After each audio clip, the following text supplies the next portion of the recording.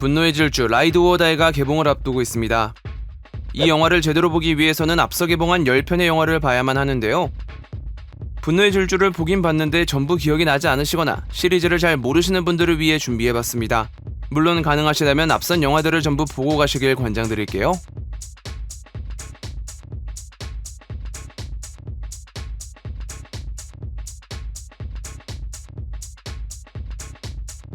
분노의 질주는 자동차 경주, 즉 스트리트 레이싱이 기본 토대입니다. 시리즈의 전통이라고 할 수 있을 만큼 아주 다양한 경주가 등장하며 시간이 갈수록 협업 범죄물, 잠입 액션물로 변주되었음에도 어디까지나 자동차를 기반으로 이야기가 진행되죠.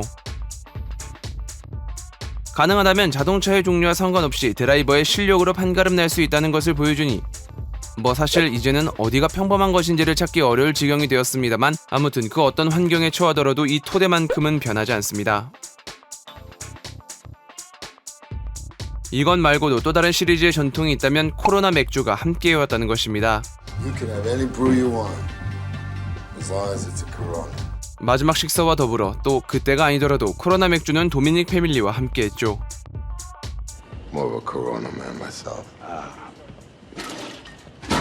라이드 오어 다이가 그 다음 편과 바로 이어지는 1부와 2부의 개념으로 예정되어 있기에 이러한 점이 있었다는 정도로 언급만 하고 지나가도록 할게요. 이렇듯 영화는 오랜 시간을 함께하며 패밀리십이 구축되어 있습니다. 본래 주인공은 아니었지만 메인의 자리에 올라선 도미닉 토레토를 중심으로 짜여진 일명 도미닉 패밀리죠. Most important thing in life will always be the people in this room. Right here. Right now. 서로 얽혀있는 것이 많고 또 시리즈에서 차지하는 비중과 역할이 고정적이기 때문에 아마도 대부분은 본편만 보더라도 이해가 되실 겁니다. 그렇게 이번 영화에서 핵심이 될 것만 같은 인물과 그 관계 위주로 살펴볼게요. 가장 먼저 도미닉 토레토는 패밀리의 리더이자 모든 인물과의 접점을 가지고 있는 구심점입니다.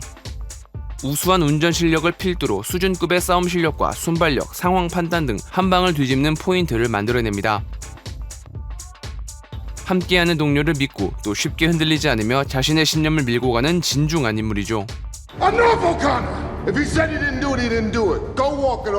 연인 레티 오티즈의 죽음 이후 엘레나 네베즈와 사랑을 나누었으나 알고 보니 레티는 기억을 잃었을 뿐 죽지 않았다는 게 나중에 밝혀지면서 전후 사정을 알던 엘레나가 떠나고 레티와 재회하게 되었습니다. 그런데 이때 엘레나는 도미닉의 아이를 가지고 있었으니 이 아이가 브라이언의 이름을 딴 브라이언 토레토입니다. Everyone, meet Brian.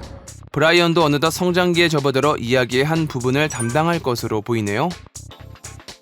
사실 여기서 가장 눈에 띄는 인물은 지젤 하라보일 텐데요. 그녀는 지난 6편 더 맥시멈에서 사망했기 때문입니다. 그러나 아시다시피 이 시리즈는 여건이 된다면 사망 처리된 캐릭터를 부활시킨 게 한두 번이 아니었습니다.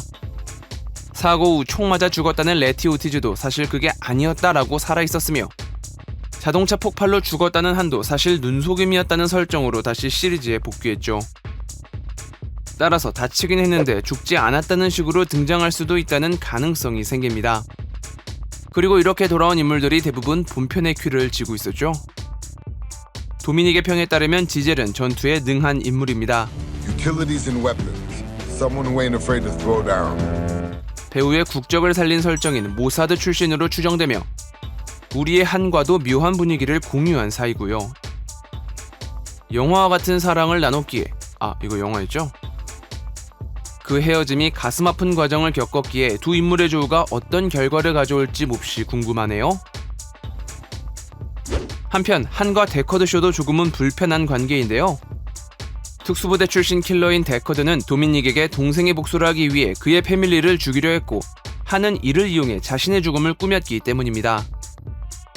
이 비화가 밝혀지기 전까지 관객을 포함한 모든 인물들은 한이 죽었다고 알고 있었고 데커드 또한 마찬가지였기에 이 조우는 그리 달갑지 않을 수 있죠. 직전 영화인 얼티메이트에서 이 장면을 볼 수 있는데 짧은 머리의 한을 보고 놀라는 데커드와 달리 예고편에서는 조금 긴 머리의 한과 익숙해 보이는 태도를 통해 이 만남이 여러 번 이루어졌다는 것을 추정해 볼 수 있고 한이 미스터 노바디라는 정부 측 인물과 끈이 닿아 있었던 만큼 이번 영화에서 중요한 쟁점을 이끌어갈 것입니다. 마지막으로 시리즈의 한 축인 브라이언 오코너에 대한 이야기입니다. 이 배역을 담당한 배우 폴 워커가 사망했기 때문에 시리즈에서는 동생들을 대역으로 세워 이별하는 모습을 다뤘었는데요.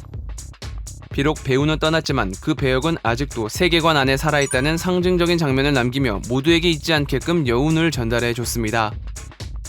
시리즈의 마지막을 다루는 이 순간 이전 영화처럼 대역과 CG를 통해 중요한 부분을 맡을 수도 있다는 추측을 남기며 상대편 측 인물로 넘어가 보도록 하겠습니다. Wow, you guys are going to hell. 본편에서 메인 빌런으로 등장할 단테 레이즈는 이전 영화인 5편 언리미티드의 빌런 헤르난 레이즈의 아들입니다. 당시 영화에서는 캐스팅되지 않은 배우였으니 그 모습을 찾을 수 없으나 그와 관련된 모습을 예고편에 넣어 당위성을 가져가죠.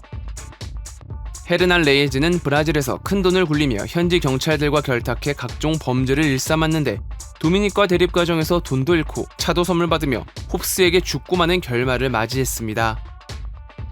단테는 그 전에 강으로 추락했으니 이 모든 과정의 원인을 도미닉으로 단정짓고 그게 사실이기도 하니 그에 대한 복수를 하려고 합니다. 도미닉과 대척점에 서 있는 사이퍼는 시리즈의 마지막을 책임질 최후의 빌런입니다. I believe that's the cyber terrorist known as Cypher. 각종 시스템을 해킹할 수 있는 최고위급 해커로 엘레나와 아들을 납치해 도미닉을 이용하기도 했으며 그 과정에서 엘레나가 사망하기도 했습니다.